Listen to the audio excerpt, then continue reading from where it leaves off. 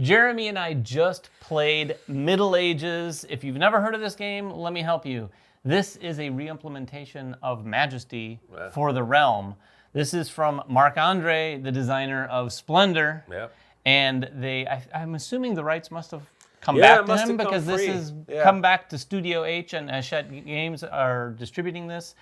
And they've kind of revitalized it here. Yeah, I have fond memories of Majesty for the Realm. You still own it, right? Yeah, I still own it. It's one of my favorite games. By the way, if it was not in my top 50, shame you, Jeremy Howard. Shame you, because I absolutely love that game. I absolutely love that game. Splendor, like chips.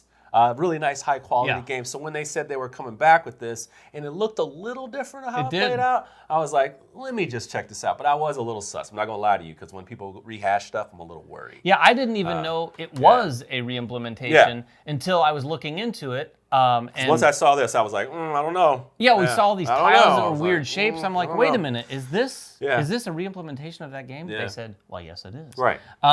So yeah, what we have here set up on the table is the new game. This is Middle Ages, and as you can see, if you're familiar with the old game, there's no cards in this, which is, I think, a big improvement. I'll say that right off the bat, because the tiles and how they build across the top of your player board is so much more satisfying and less fiddly, if my memory serves me correctly. The cards that you're trying to like. The cards tucking and all that was a little fiddly. Now, it will grow a little taller potentially, but the tiles are just little squares, so not too bad. But also, as you're building, it creates a really nice panoramic picture of the kingdom that you're building. Yeah. So what are you doing? This is your kingdom board, and you'll be adding things to it and scoring as you go along. But typically what you're going to be doing is placing your guy here on the top row, and as you move, as people collect the tiles, you'll be moving down these rows, and they'll be replaced by tiles. But what's going to happen is I'll place my guy here. Let me just lay that down for you. And I'll place my guy, and then we'll go from left to right, and then what will happen is we'll take this off, choose another one here, which will determine player order for future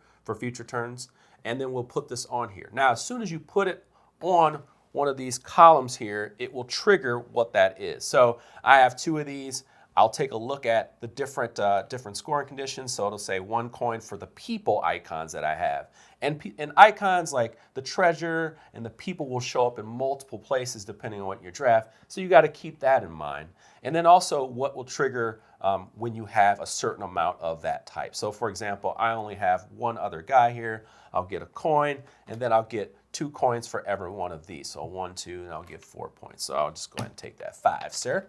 Yeah, that's what's going to happen every turn. You're going to take a tile. The tile's going to create an action that you take below it, and then you take the income also below it. And it just builds and builds. And like Jeremy just alluded to, it's all about the money. About that money. You are collecting money. Those are your points. But that money's going to go back and forth. A lot of these abilities that we won't go through all completely right now, some of them just gain you money based on the number of tags of a certain type you have. Some of them are going to do a little less that on the money front, but it's going to help you build more of an engine. And then there are ones that are a little bit more interactive. There's one here with the windmill that makes everyone at the table who has fewer windmill tiles than you do each give you 2 money, and then you get money for all your windmill icons. And then the most combative one is the attacking one. By the way, I don't know if that's thematic. Like, what are they blowing the money away? What is that, right? I don't know. We will touch on that on things people don't like. No more wind farms. Yeah, no more. There's none of those signs in this video. But the attacking one actually makes people give you, this is comparing 2 different tiles that you have. So if I'm attacking, everyone at the table who has fewer of the tower tiles than I have of the attacking tower tiles are each going to give me 2 money, plus they have to go as far left as they can and at the top of whatever column of tiles they have over there and remove the top tile and put it in their, what they're called their cemetery. So you're basically dismantling potentially some of their engine. All right, so there's like definitely some different things here. There's ones that add to the coins, add to the coins you receive and add to the icons at the bottom. You have one that reserves tokens for future strategy. So you have a lot of different things that can go on in this game, but it is played in like 35-ish plus minutes. It's super fast. We've described everything you do in the game. As soon as you take your tile, you move down to the next row, and you might want to consider which tile you want, but you also might want to consider what player order you want. Because I might take this first tile on my next move, not because I want that, because I really want first choice down here. One. So you can really build that engine. You're going to go down through this. then you're going to do one of these events, which is new for this game. Yeah, that's new. And I think this is new too with these little pieces that you put at the bottom that I don't remember those. I don't remember that either. So I think they had a system that was similar, but there's another action that allows you to further enhance all of these spaces by potentially giving you more money during income or letting you trigger more income off of a different icon that you've built. It's really interesting, and they have removed some things. I don't remember exactly how the witch card worked. Yeah, I was like, there was something different with the witch card. There was actually like different kind of elements to it. There was a side B of the game, so if you wanted to step it up a little bit. So every time you go through one of these sets of tiles, you're going to do an event, you do another set, you go and you do all four of those events. That's the end of the game. Yeah. Whoever has the most money wins. It's all about the money, man. So we'll talk very briefly about who we think this is for and who we think it's not for. We talked a little bit about this off the bat. We think it's for everyone, at least to try.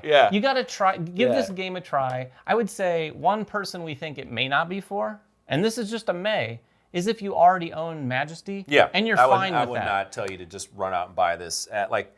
I know some people, like, they don't want to just, they don't want another the same game, same mechanic, but like, this is at heart Majesty for the realm. And there are some changes. We talked about some of those, but I don't necessarily think you need to own both or anything like that. That's a choice. With that said, if you want to make that choice and you had the choice between the two, I believe this is the better version for a lot of the reasons that we just mentioned. Not only the fact that the tiles, I think, is a better, less fiddly way of doing this, but the addition of the events. And just new ways to score and like just has a little bit more into the design. Yeah, there is a bit more to it. Yeah.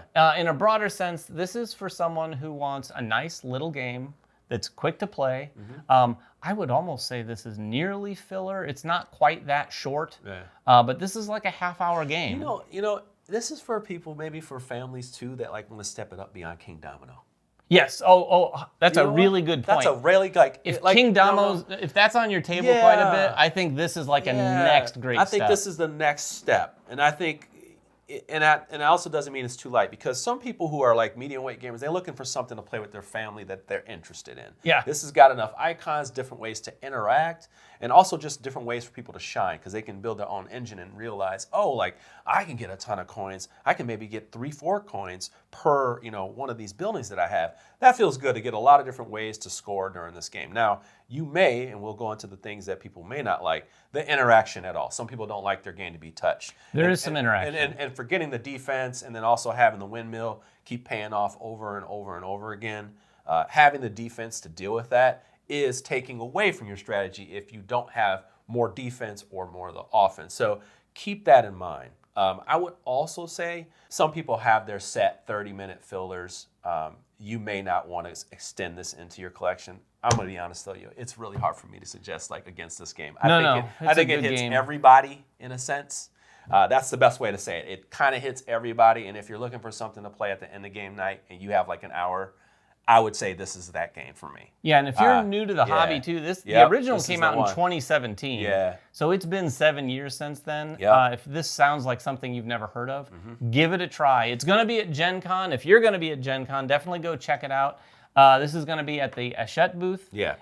I'm not sure. They've got a lot of new games. Vampire Village. Booth. Check out that new Expeditions. They got some good. They got some hitters. Ton of games coming. So if you're at Gen Con, go check it out. Also, if you're at Gen Con, come check us out. Hey. We're going to have an event on Saturday night. If you're not in our Discord already, get in our Discord, get all the details, and come join us Saturday night for our MVM community event. Yeah. But if you have any questions about this game anymore, get down in the comments below and let us know what you think. Until next time, make sure everyone has fun at the table, and we'll see you then.